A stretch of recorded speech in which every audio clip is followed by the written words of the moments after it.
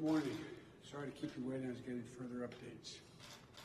I spoke with Governor Hochul of New York and Governor Murphy of New Jersey, and I plan to speak with Governor Wolf of Pennsylvania after last night's devastating storm and floods from Hurricane Ida, the fifth largest hurricane in our history.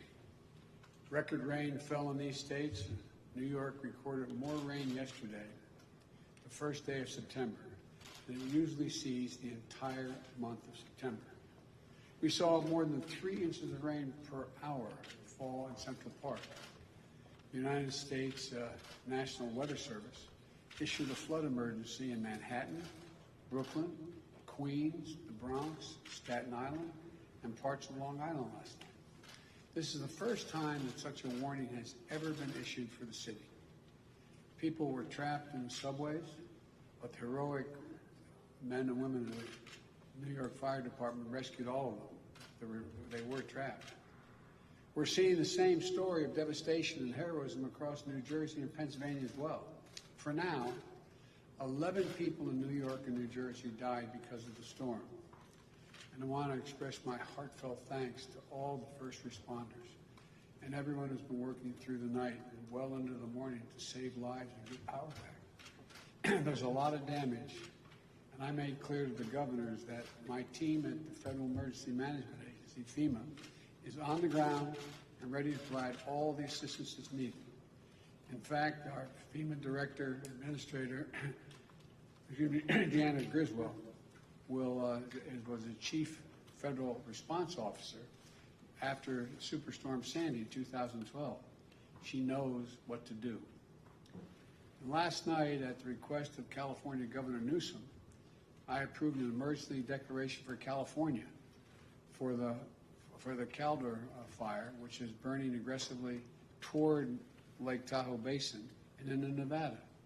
It's also one of the few fires that has ever burned from one side of Sierra Nevada's mountain range to the other.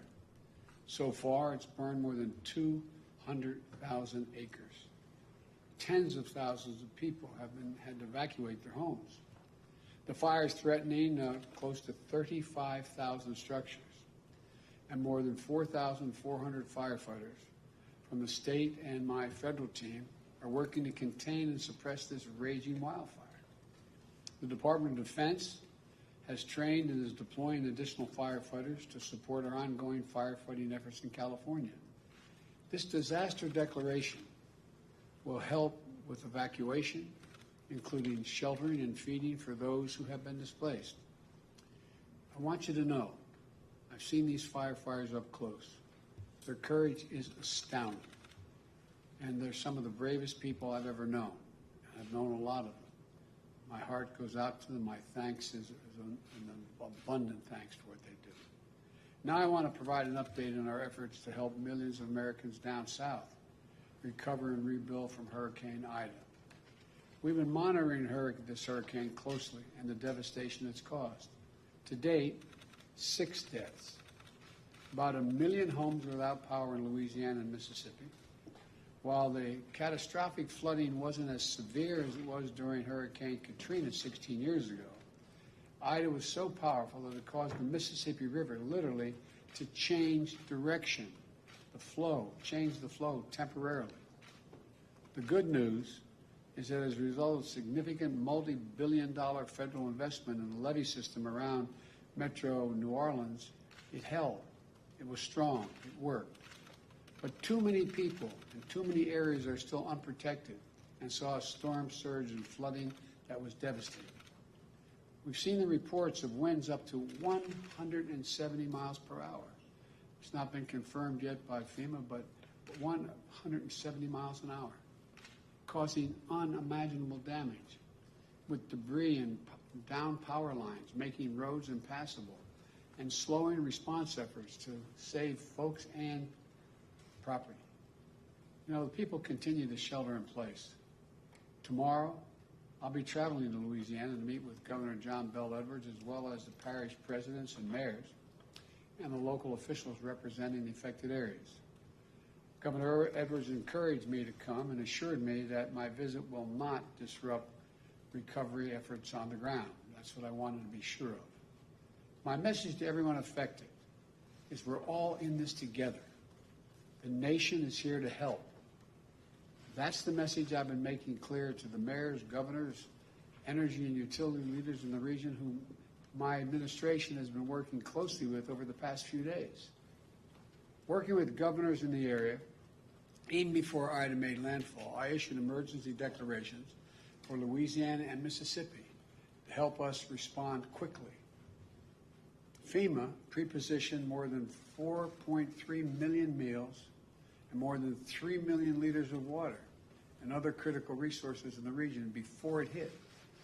We deployed more than 250 generators, and we're working to getting more into the area, especially the hospitals in desperate need of them. The Department of Health and Human Services deployed a 250-bed federal medical shelter in New Orleans and 5 medical assistance teams available throughout the state. Since the hurricane hit, more than 6,000 members of the National Guard have been activated in Louisiana, Mississippi, Alabama, and Texas, and other states to support search and rescue and recovery efforts.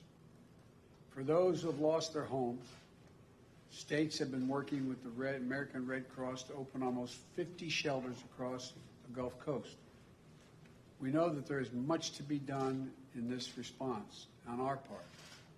We need to get power restored. We need to get more food, fuel, and water deployed. I get hourly updates on the progress from FEMA well into the night, and we'll be working around the clock until the critical needs of the region are fully met, and we will meet them. Even as we tackle the core elements of the disaster response, we're also deploying new tools to help speed this recovery, things that have not been used very much in prior hurricane responses. Working with private companies that own and operate the lifeline infrastructure, like electricity and communications. We've used the latest technology to accelerate restoration of power and cell phone service. It's beginning to get back up, but there's a long way to go. For example, to minimize the amount of time it will take to get the power back to everyone, I've directed the Federal Aviation Commission, the FAA, to authorize the use of surveillance drones to assess Ida's damage to energy infrastructure, while ensuring those flights do not disrupt aerial search and rescue missions. Likewise, I've asked the Pentagon, the Department of Homeland Security, and the Department of Energy to immediately make available any satellite imagery they can help provide in assessing the extent of the damage. Drones and satellites can make the work faster by getting to the places that are most desperately in need. They can identify where the lines are down, map the damage, help get the transmission lines back up and running in all the parishes. But people, hard-working people, do the complicated and dangerous work. There are more than 25,000 linemen and clearance crews from 32 states in the District of Columbia racing to restore power. In Alabama, 2 have died on the job. This is complicated and really dangerous work, but we're moving as fast as humanly possible to get it done.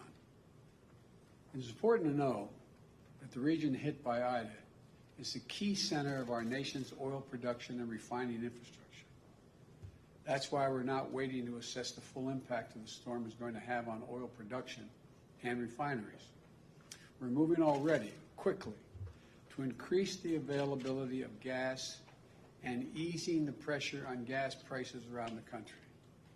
I've directed the Secretary of Energy, Jennifer Granholm, to use all of the tools at her disposal, including using the Strategic Petroleum Reserve to keep gas flowing to the pumps.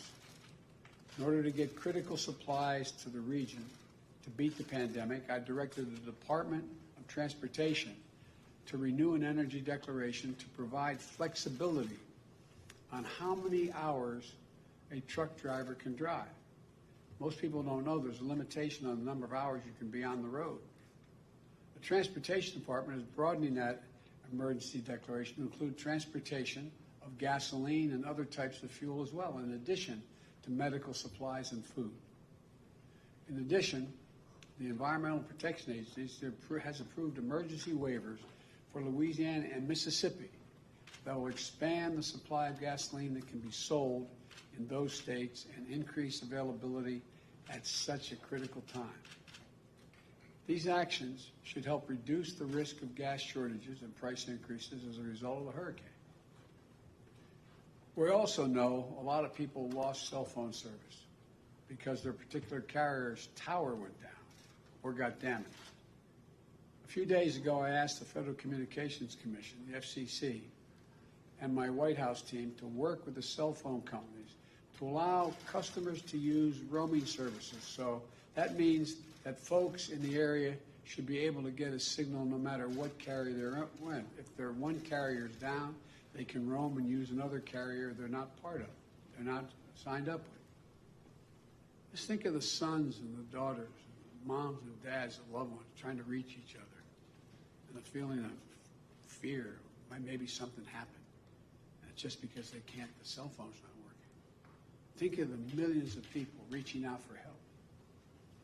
This is important and it's critical. Now, a lot of private companies and public entities are doing their part.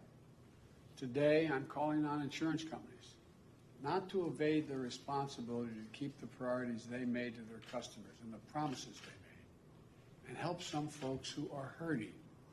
Here's the deal. FEMA is providing critical need assistance, for example, to help the hotel bill you racked up because you couldn't stay in your home during the hurricane. The Department of Housing and Urban Affairs, HUD, is also offering assistance to families in impacted areas. But right now, we're hearing reports that some insurance companies may deny coverage for additional living assistance expenses unless the homeowner was under a mandatory evacuation order. So people pay their insurance premiums. They're supposed to get payments from their insurance companies for relocation costs. But insurance companies, in the face of the strongest storm since 1850, say, no, we're not going to pay you what we owe you. Because the fact is, parishes in Louisiana, like New Orleans and St. John's, issued a voluntary evacuation order at first and may not have even had enough time to make a mandatory one as the storm moved in so fast. Other parishes, a voluntary evacuation order suggested that residents could try to protect themselves by sheltering in place against the ferocious winds. We can all understand why folks felt safest leaving their homes and going elsewhere, out of the path of the devastating storm. No one fled this killer storm because they were looking for a vacation or a road trip. They were able to stay in a hotel. They left their homes because they felt it was flee or risk death. There's nothing voluntary about that. So I'm calling on the private insurance companies right now, at this critical moment. Don't hide behind the fine print and technicality. Do your job. Keep your commitments to your communities that you insure. Do the right thing. And pay your policyholders what you owe them to cover the cost of temporary housing in the midst of a natural disaster. Help those in need. That's what all of us need to do. That's what we're trying to do. FEMA has pushed out $77 million to the people of Louisiana so far, individuals. My message to the people of the Gulf Coast, who I'm going to visit tomorrow, we are here for you. And we're making sure the response and recovery is equitable so that those hit hardest get the resources they need and are not left behind. Whether you're a homeowner, a renter, a parent, a small business owner, no matter who you are, if you live in the affected area, please visit disasterassistance.gov. Go online and visit disasterassistance.gov to find help now. That's disasterassistance.gov. Or call 1-800-621-FEMA, F-E-M-A. 1-800-621-FEMA, F-E-M-A. That's 1-800-621-3362. There's help you can qualify for right away. I've tasked my senior advisor, Cedric Richmond, New Orleans neighbor and former congressman from Louisiana's 2nd District for 10 years, to lead this relief effort. He knows the area, he knows the people, he knows how to get things done, and he knows they get things done when local, state, and federal level are all working together alongside the private sector. The people of Louisiana and Mississippi are resilient and resourceful. We're going to stand with you for as long as it takes to recover and allow you to rebuild.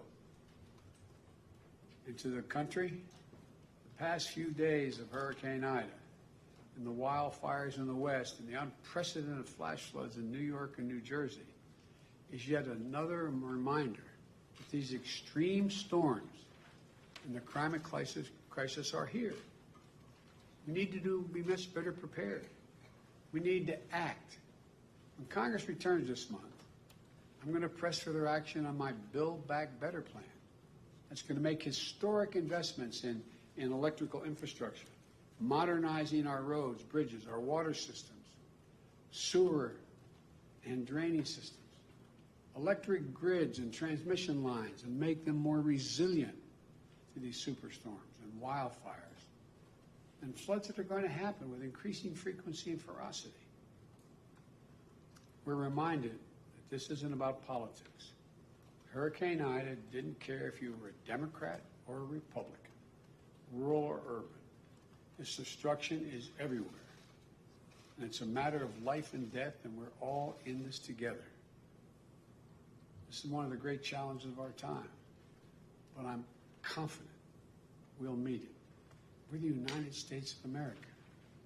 And there's simply nothing, you heard me say it before, nothing beyond our capacity when we work together. So for all those who are still in harm's way, or all those struggling to deal with the aftermath of these storms and fires, say, God bless you. Keep the faith. Everyone working day and night to look out for their fellow Americans is what this is about. We're going to get this done. Thank you. Mr. President, you called for a whole of government in Texas, sir?